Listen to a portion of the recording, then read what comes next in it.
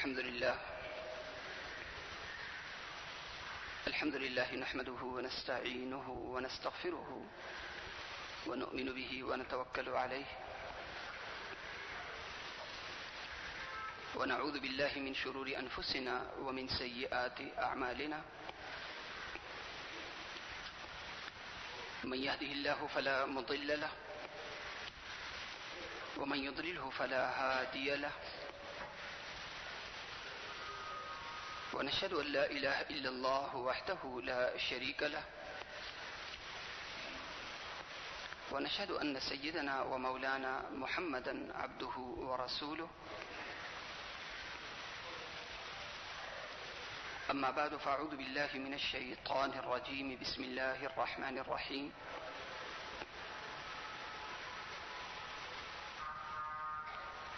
وإذ قال إبراهيم رب اجعل هذا بلدا آمنا وارزق أهله من الثمرات من آمن منهم بالله واليوم الآخر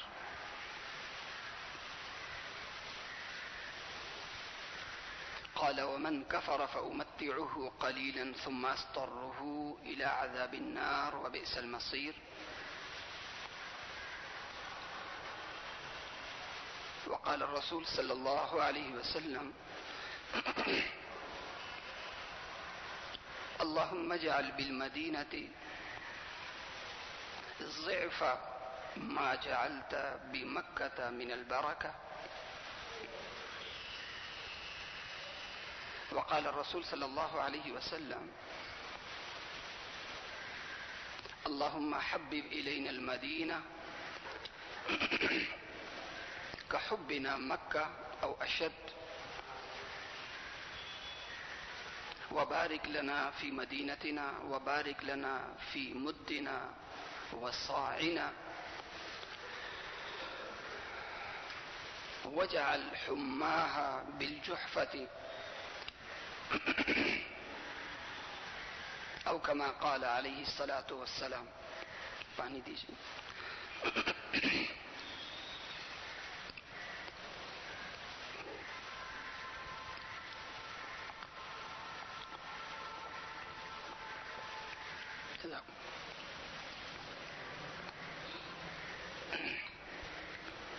سفر پر جانے سے پہلے ایک سلسلہ تھا کہ جناب رسول کریم صلی اللہ علیہ وسلم اپنی امت کے واسطے اور تمام جہان والوں کے واسطے کس طرح باعث رحمت ہیں.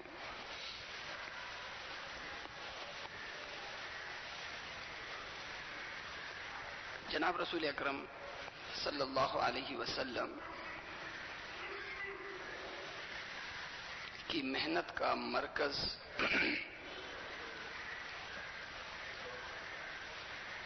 اور اسلامی انقلاب کا عملی مقام مدینہ منورہ قرار پایا ہے.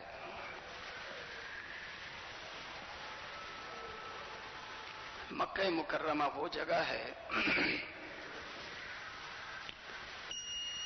جس کی تعمیر اللہ تبارک و تعالیٰ کے ایک جلیل القدر پیغمبر جنہیں لقب خلیل اللہ کا ملا ہے ان کے ہاتھ پر کعبے کی تعمیر ہوئی اور ان کی اہلیہ محترمہ اور صاحبزادے کے ذریعے مکے کی آبادی عمل میں آئی. حضرت ابراہیم علیہ السلام نے مکے کے لیے بہت سی دعائیں فرمائیں، امن کی دعا فرمائی، معاشی خوشحالی کی دعا فرمائی اور دین اور محنت دین کے ذریعے مکۃ المکرمہ اور اس کے آس پاس علاقوں کے آباد رہنے کی دعا فرمائی. اور اللہ تبارک و تعالی نے وہ دعا قبول فرمائی. اور اللہ تعالیٰ کا ارشاد ہے ان اول بیت وضع للناس للذی ببکۃ مبارکا وہدی للعالمین. اللہ کا پہلا گھر جو تعمیر ہوا وہ مکہ مکرمہ میں ہوا، اور اس کے لیے دو الفاظ اللہ تعالیٰ نے ارشاد فرمائے، یہ بابرکت جگہ بھی ہے اور جہان والوں کے واسطے باعث اور ذریعے ہدایت بھی ہے. کعبے کے اندر کشش ایسی ہے، اس مقام اور اس علاقے کا طبعی اور ایک فطری اثر ایسا ہے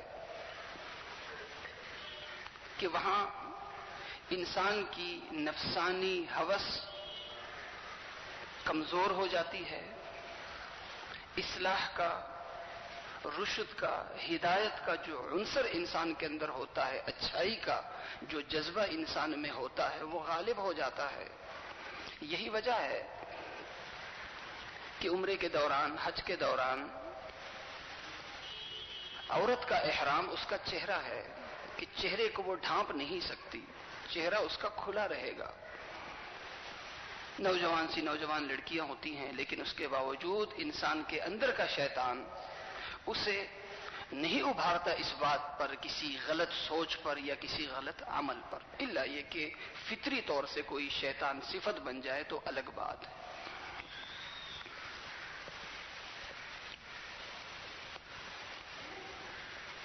جناب رسول کریم صلی اللہ علیہ وسلم کے حوالے سے چونکہ ہمارا آج کا موضوع مدینہ ہے،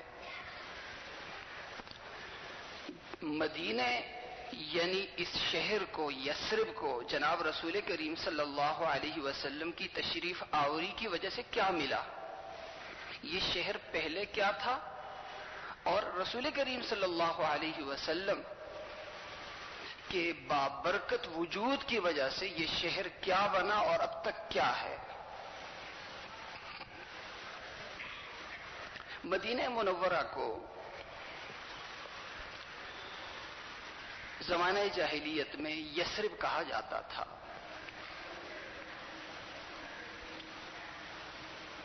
اس میں یہود کے مضبوط قبائل آباد تھے، اور قوم سبا کا جو ذکر قرآن میں ہے، لقد کان لسبأ فی مسکنہم آیہ جنتان عن یمین وشمال کلوا من رزق ربکم واشکروا لہ، اور اس میں آگے ذکر ہے کہ اللہ تعالیٰ نے پھر اس خوشحال قوم کو سیل العرم یعنی ایک زبردست سیلاب کی وجہ سے تباہ و برباد کیا. تو بہت سے قبائل جو یہاں آباد تھے، جنہوں نے یہاں سے نقل مکانی کیا، انہی میں سے قحطان کے دو قبیلے بھی تھے، اوس اور خزرج. پناہ کی تلاش میں یہ لوگ بھی یمن سے نکلے، اور چلتے چلتے چلتے چلتے چلتے انہیں سکونت کے لیے جو عرب میں جو مناسب سی جگہ لگی وہ یثرب کا مقام تھا، وہاں انہوں نے سکونت اختیار کی. یہود کا زور تھا، مالی حوالے سے بھی خوشحال تھے، قوت و طاقت کے حوالے سے بھی اپنی ایک برتری رکھتے تھے.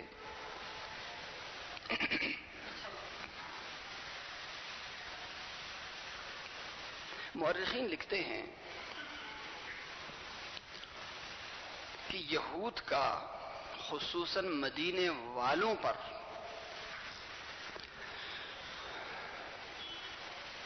اس درجہ غلبہ تھا، اور عرب کے لوگ خصوصاً اوس اور خزرج کے لوگ یہودیوں سے اس قدر مرعوب تھے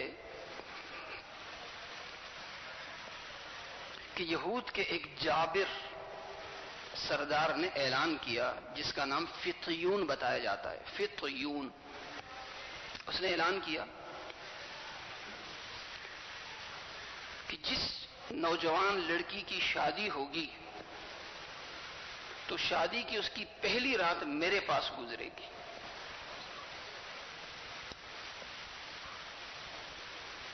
عرب کی فطری غیرت کے خلاف یہ حکم تھا، لیکن مروبیت کی وجہ سے یہود کی قوت و طاقت کے سبب اوس اور خزرج کے لوگوں میں سرتابی کی جرت نہ تھی.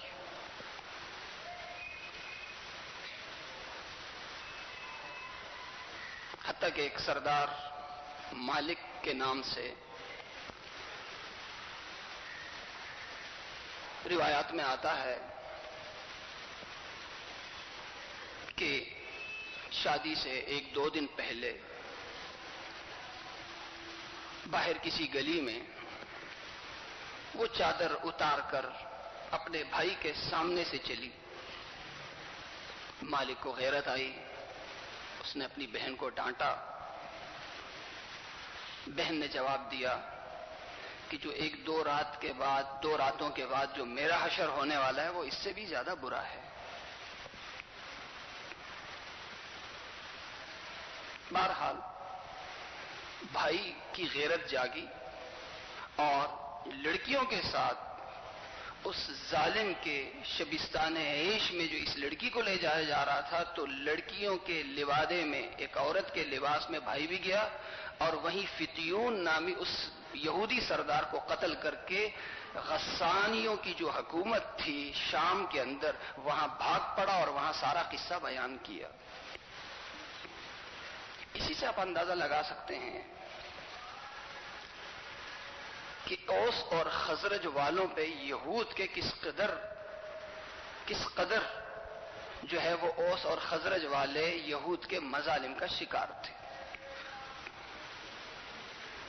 پھر دوسری طرف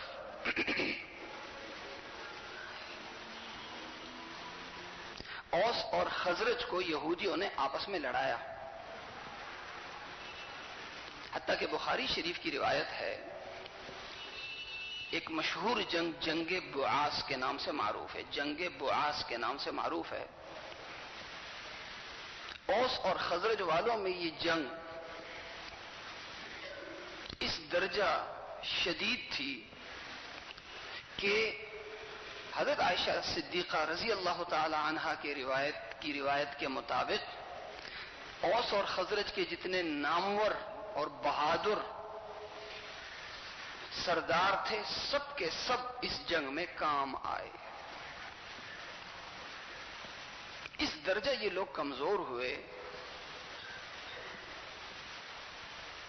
کہ عرب کا کوئی قبیلہ اوس اور خزرج والوں کو حلیف بنانے پہ تیار نہ تھا.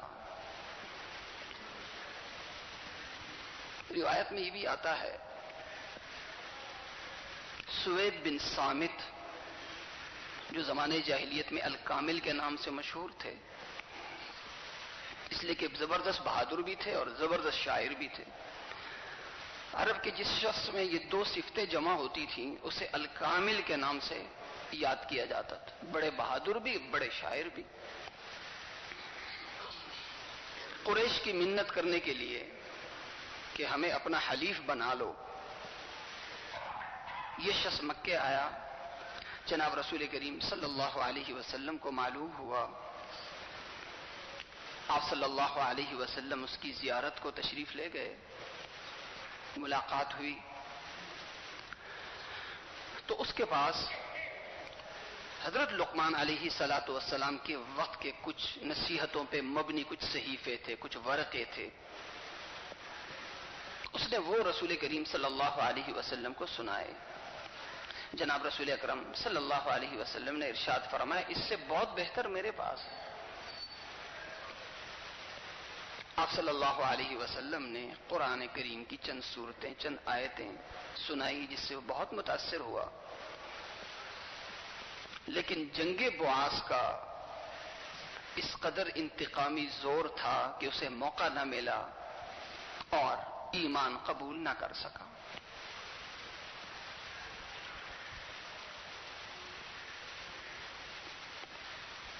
نمبر 3 یہ ہے کہ یثرب وہ جگہ تھی یا وہ بستی کہ جہاں پہ عرب کا کوئی شخص آباد ہونے کو تیار نہ تھا. اسے مدینۃ البلایا کہا جاتا تھا، بیماریوں والا شہر. آفتوں والا شہر. یہی وجہ ہے بخاری شریف کی روایت ہے، حضرت عائشہ صدیقہ رضی اللہ تعالی عنہا روایت کرتی ہیں کہ حضرات صحابہ کرام رضوان اللہ علیہم اجمعین نے جب مدینہ ہجرت فرمائی تو اکثر صحابہ کرام رضوان اللہ علیہم اجمعین شدید بخار میں مبتلا ہو گئے. شدید بخار میں مبتلا ہو گئے. شدید بخار کو عربی میں وعکن سے تعبیر کیا جاتا ہے. اس میں لفظ ہے وعک ابو بکر و بلال رضی اللہ تعالی عنہما وعکن شدیدا. شدید بخار میں مبتلا ہو، حتیٰ کہ اسی بخار کے نتیجے میں حضرت ام سلمہ رضی اللہ تعالی عنہا کے شوہر محترم حضرت ابو سلمہ رضی اللہ تعالی عنہ انتقال کر گئے. حضرات صحابہ کرام رضوان اللہ علیہم اجمعین کو بڑا صدمہ ہوا. حضرت ابو سلمہ رضی اللہ تعالی عنہ کے انتقال کی وجہ سے اور اس آفت زدہ شہر کے اندر رہائش رکھنے کی وجہ سے حضرت ام سلمہ رضی اللہ تعالی عنہ کہتی ہیں میں انتہائی بے چین تھی کہ جاؤں تو کہاں جاؤں. جناب رسول کریم صلی اللہ علیہ وسلم تعزیت کو تشریف لائے. آپ صلی اللہ علیہ وسلم نے پہلے تو حضرت ابو سلمہ رضی اللہ تعالی عنہ کو خوب دعائیں دی. پھر مجھ سے فرمایا ام سلمہ تم یہ پڑھو انا للہ و انا الیہ راجعون. ہم سب اللہ کے ہیں، اللہ ہی کے پاس ہم سب نے واپس لوٹ کر جانا ہے. ہماری جگہ یہ نہیں ہے، ہماری جگہ وہ ہے. اور یہ کہو اللہم اجرنی فی مصیبتی واخلف لی خیرا منہا. اے اللہ اس مصیبت کے برداشت کرنے پر اے اللہ تو مجھے اجر عطا فرما، اور جو نعمت آپ نے مجھ سے لے لی ہے اس کا بہترین بدل تو مجھے عطا فرما. حضرت ام سلمہ رضی اللہ تعالیٰ عنہ کہتی ہیں کہ جناب رسول کریم صلی اللہ علیہ وسلم کی نصیحت تھی، ٹھکرائی نہیں جا سکتی تھی. میں یہ دعا پڑھتی تھی، لیکن دعا پڑھتے پڑھتے جب میں اس جملے پر پہنچتی تھی وَأَخْلِفْ لِي خَيْرًا مِّنْهَا تو یہاں آ کے رک جاتی تھی. میں اپنے شوہر کو دیکھتی، شوہر کی محبت کو دیکھتی اور حضرات صحابہ کرام رضوان اللہ علیہم اجمعین پر نظر دوڑاتی تو مجھے اپنے شوہر جیسا شوہر نہیں دکھتا تھا. اپنے شوہر جیسا کوئی شخص، کوئی صحابی مجھے نہیں دکھتا تھا. میں سوچتی تھی کیا حضرت ابو سلمہ رضی اللہ تعالی عنہ سے بہتر کوئی شوہر بھی مجھے مل سکیں گے. لیکن جناب رسول کریم صلی اللہ علیہ وسلم کی دی ہوئی دعا تھی، پڑھنا تھا، میں پابندی سے پڑھتی رہی. اور اللہ تبارک و تعالیٰ نے حضرت ابو سلمہ رضی اللہ تعالی عنہ سے بہت بہتر شوہر جناب رسول کریم صلی اللہ علیہ وسلم کی صورت میں مجھے عطا فرمایا. یہ روایت صحاح ستہ کی ہے. تو حضرت عائشہ صدیقہ رضی اللہ تعالی عنہ کہتی ہیں کہ جب میرے والد محترم اور حضرت بلال رضی اللہ تعالیٰ عنہ وہ بھی شدید بخار میں مبتلا ہوئے تو میں نے جناب رسول کریم صلی اللہ علیہ وسلم سے شکایت کی کہ یا رسول اللہ حضرات صحابہ کرام رضوان اللہ علیہم اجمعین شدید تکلیف میں ہیں. ایک تو دیار غیر ہے، پھر یہ کہ وبائی شہر ہے، تقریباً سارے صحابہ کرام رضوان اللہ علیہم اجمعین شدید بخار میں مبتلا ہیں. جناب رسول کریم صلی اللہ علیہ وسلم نے ہاتھ اٹھا کر دعا فرمائی اللہم حبب الینا المدینہ کحبنا مکہ او اشد. اے اللہ مکے سے جو محبت، اپنے علاقے اور اپنے شہر سے اللہ ہمارے دلوں میں جو محبت ہے اس جیسی یا اس سے بھی زیادہ محبت اے اللہ ہمارے دلوں میں تو مدینے کی محبت اے اللہ ہمارے دلوں میں پیدا فرما. اس سے بھی زیادہ، اس سے بھی بڑھ کر، بدرجہ بڑھ کر مدینے کی محبت تو ہمارے دلوں میں پیدا فرما. اور آپ صلی اللہ علیہ وسلم نے فرمایا اللہم بارک لنا فی مدینہ، اے اللہ مدینے کو ہمارے لیے مبارک بنا۔ مکے کے بارے میں آپ نے فرمایا مبارکن، اے اللہ تو مدینے کو مبارک بنا۔ وبارک لنا فی مدنا وصاعنا وثمرتنا، اے اللہ یہاں کے پھلوں میں، کھجوروں میں اے اللہ تو برکت عطا فرما، یہاں کے اناج میں تو برکت عطا فرما، اے اللہ یہاں کے مال و اسباب میں تو برکت عطا فرما۔ وانقل حماها الى الجحفہ، جحفہ کا جو مقام ہے مدینے سے باہر، اے اللہ یہاں کی جو وبا ہے، خصوصاً شدید بخار کی جو وبا ہے، اے اللہ یہاں سے اسے منتقل فرما کر جحفہ کا جو مقام ہے، اے اللہ اس وبا کو وہاں تو منتقل فرما دے۔ اللہ تبارک و تعالی نے یہ دعا قبول فرمائی، اور حضرت عبداللہ ابن عمر رضی اللہ تعالیٰ عنہ کی روایت یہ مسلم شریف کی ہے کہ رسول کریم صلی اللہ علیہ وسلم کو دکھایا گیا امرأۃ سوداء سائرۃ الرأس، ایک کالی کلوٹی عورت ہے، پراگندہ بال ہیں اس کے، چیختی چلاتی مدینے سے نکلتی ہے اور جحفے میں جا کر وہاں رک جاتی ہے۔ رسول کریم صلی اللہ علیہ وسلم نے اس کی تعبیر یہ فرمائی کہ یہاں کی جو وبائیں تھی، آفتیں تھی، بخار تھا، وہ سب کا سب یہاں سے نکل کر جحفے کے مقام میں منتقل ہو گئے۔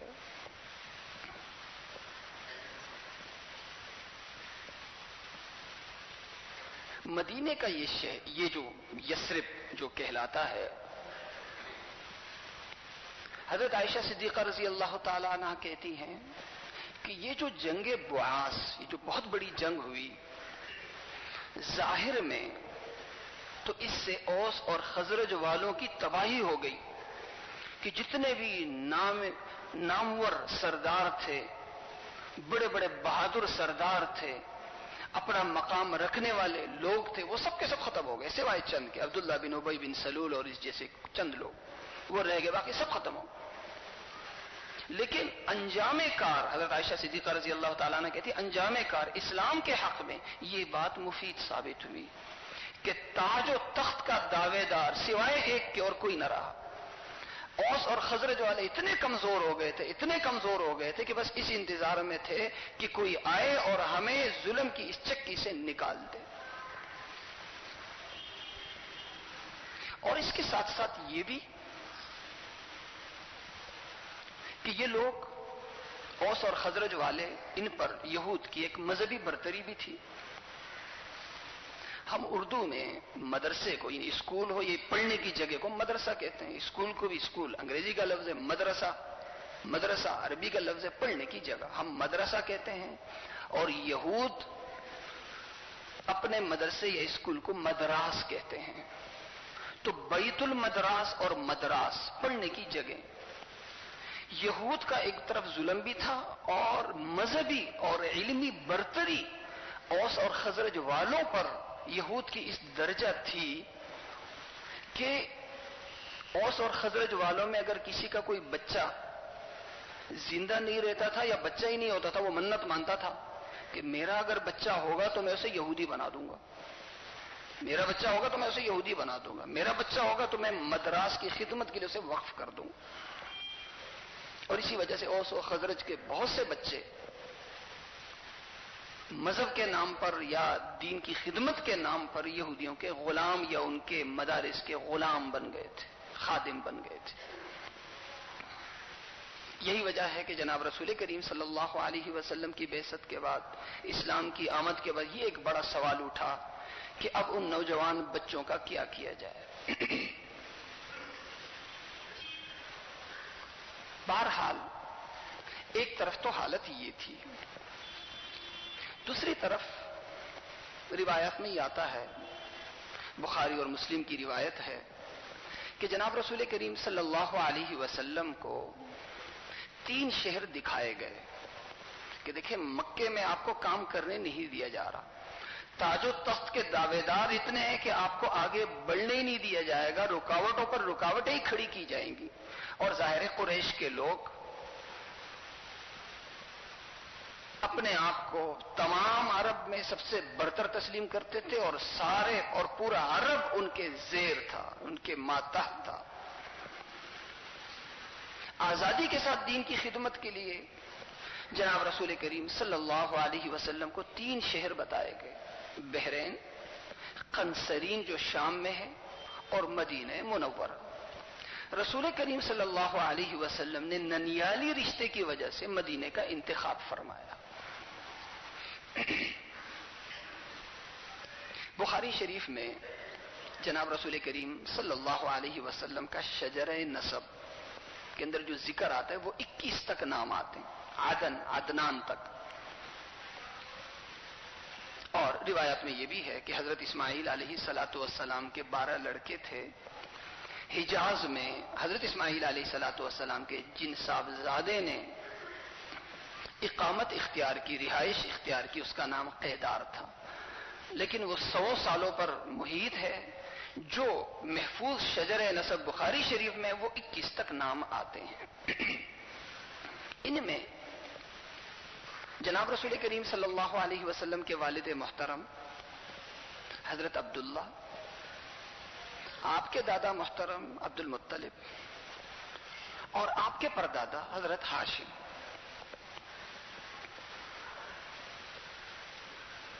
ننیالی رشتے کو مضبوط بنانے کے لیے، مدینے سے تعلق کو مضبوط بنانے کے لیے، کیونکہ اسے اسلامی انقلاب کا مرکز بنانا ہے، مکے سے زیادہ اسے حیثیت دلانی ہے، اسلامی ریاست، اسلامی خلافت کا اسے دارالخلافہ بنانا ہے۔ اللہ تبارک و تعالی نے پہلے سے اس کا انتظام یوں فرمایا کہ جناب رسول کریم صلی اللہ علیہ وسلم کے جد امجد حضرت ہاشم، جنہوں نے بڑا نام پیدا کیا،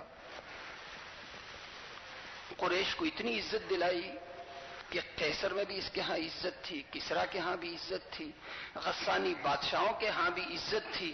یہ جو قرآن میں ذکر آتا ہے لإیلاف قریش ایلافہم رحلۃ الشتاء والصیف، عرب کے اندر کوئی آزادی سے، امن و امان کے ساتھ تجارت نہیں کر سکتا تھا، گھوم پھر نہیں سکتا تھا۔ دنیا کے بادشاہوں سے اور عرب قبائل سے جس شخص نے قریش والوں کو امن دیا اور عزت دلائی وہ حضرت ہاشم تھے۔ اور یہی وجہ ہے کہ حضرت ہاشم کے دور میں مکے کی سرداری اور کعبے کی خدمت تقریباً بنو ہاشم کے ہاتھ میں تھی۔ حضرت ہاشم سال میں 1 دفعہ یا 2 دفعہ تجارت کی غرض سے ملک شام یا یمن یا دوسرے ممالک کا سفر فرماتے تھے۔ تجارتی سفر کرتے ہوئے حضرت ہاشم کا گزر مدینے سے ہوتا ہے، مدینے میں چند دن قیام کا ارادہ بنتا ہے، بازار میں مال فروخت کرنے کی غرض سے حضرت ہاشم بازار جاتے ہیں۔ وہاں بنو نجار کی ایک خاتون جن کا نام حضرت سلمہ بتایا جاتا ہے، حضرت ہاشم کا نکاح ان خاتون سے ہوتا ہے۔ چند دن یا چند ماہ مدینے میں گزارنے کے بعد حضرت ہاشم وہاں سے چلے جاتے ہیں سفر پر، اور شام میں وہ بیمار ہو جاتے ہیں اور وہیں ان کا انتقال ہو جاتا ہے۔ کسی کو نہیں پتا ہوتا کہ حضرت ہاشم کی شادی مدینے میں بھی ہے۔ کچھ عرصے کے بعد حضرت ہاشم کے ایک بیٹے جن کا نام مطلب ہے، انہیں معلوم ہوتا ہے کہ ان کے والد محترم نے ایک شادی مدینہ منورہ میں کی تھی اور حضرت سلمہ کو حمل بھی ہو گیا تھا اور بچہ بھی ہوا ہے ان کا۔